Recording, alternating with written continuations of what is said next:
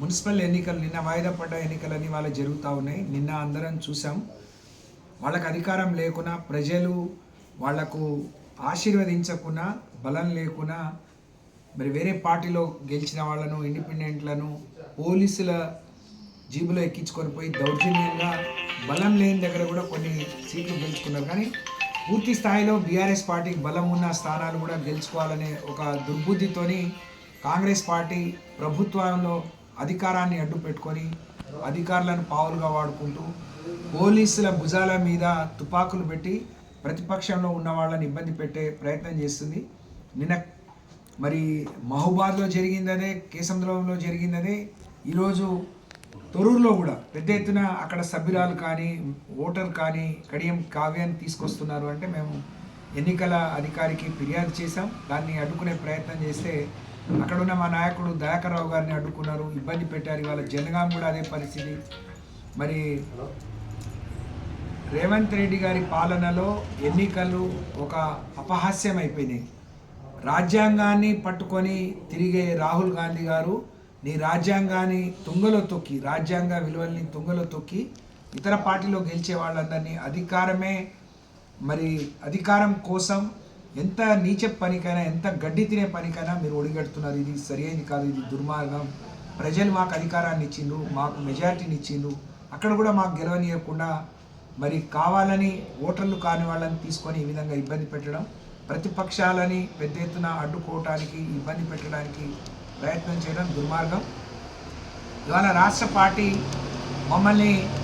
నన్ను అక్కడ తొర్రూరు మున్సిపల్ ఎన్నికలకు పరిశీలకులు వేస్తే పార్టీ తరఫున నేను ఎలాగో లోపలికి పోను, బయట ఉండి చూసుకునే క్రమంలో పోనీయకుండా రాత్రి నుంచి పోలీసులను పహారా పెట్టి, కాపలా పెట్టి, పొద్దునే సిఐ, ఎస్ఐ అందరూ నన్ను ఇంట్లో నుంచి బయటికి వెళ్ళకుండా హౌస్ అరెస్ట్ చేయటం, అక్రమంగా హౌస్ అరెస్ట్ చేయటం దుర్మార్గం, అనైతికం. దీన్ని తీవ్రంగా ఖండిస్తూ ఉన్నాం. మీకు బలం ఉంటే ప్రజలు మీకు ఓట్లేసి మెజార్టీ ఇస్తే మీరు గెలవాలి తప్ప, మీకు లేని బలాన్ని మరి పోలీసులను, అధికారులను అడ్డం పెట్టుకొని గెలవాలని ప్రయత్నం చేస్తే తప్పకుండా చైతన్యవంతమైన తెలంగాణ సమాజం మీ బుద్ధులను, మీ ఆలోచనల్ని గమనిస్తూ ఉంది. దీని మూల్యం మీరు తప్పకుండా మరి చెల్లించుకోవాల్సి వస్తుందని చెప్పి తెలియజేసుకుంటూ, ఏది ఏమైనా ఇవాళ మా నాయకుడు కేసీఆర్ గారు పుట్టినరోజు, వారి పుట్టినరోజును పెద్ద ఎత్తున ఇక్కడ సెలబ్రేట్ చేయాలని కొరివి వీరభద్రస్వామి, భద్రకాళి అమ్మవార్ల సన్నిధిలో మేము పెద్ద ఎత్తున కార్యక్రమం నిర్వహించుకుంటున్నాం. అక్కడికి కూడా పోనీయకుండా అడ్డుకుంటున్నారు. మరి మేమేం దేశద్రోహులం కాదు, బందిపోట్లం కాదు, టెర్రరిస్టులం కాదు, లేకపోతే ఇక్కడి నుంచి పారిపోయే వాళ్ళం కాదు. మాకు రాజ్యాంగం పట్ల గౌరవం ఉంది, పోలీసుల పట్ల గౌరవం ఉంది. కానీ వాళ్ళ గౌరవాన్ని వాళ్ళు తగ్గించుకునే ప్రయత్నం చేస్తున్నారు.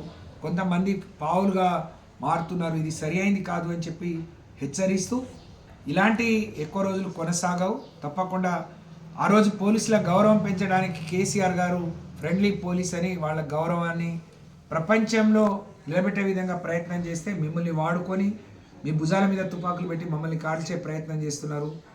మరి రాజ్యాంగాన్ని తుంగలో తొక్కే ప్రయత్నం చేస్తున్నారు. ఎన్నికల నియమావళికి అపహాస్యం చేస్తున్నారు. ఇది సరైనది కాదు. తప్పకుండా ఇవాళ తొర్రూరు బీఆర్ఎస్ పార్టీ గెలుచుకోబోతుంది. మాకున్న బలం ముందు 7 గెలిచి 9 మంది గెలిచిన వాళ్ళను కాదని ఏ విధంగా మరి చేస్తారు. అక్కడ ప్రజాబలం పొందలేని వాళ్ళు, ప్రజల నుంచి గెలవలేని వాళ్ళు ఇట్లా అక్రమంగా, అన్యాయంగా గెలవాలని చూస్తే దీన్ని మరి ఈ తెలంగాణ రాష్ట్రంలో ఉండే మేధావులు, విద్యావంతులు దీన్ని తీవ్ర స్థాయిలో ఖండించాలి, మాకు మద్దతు ఇవ్వాలని తెలియజేసుకుంటూ, ఏది ఏమైనా నేను కొరివికి బయలుదేరి వెళ్తాను.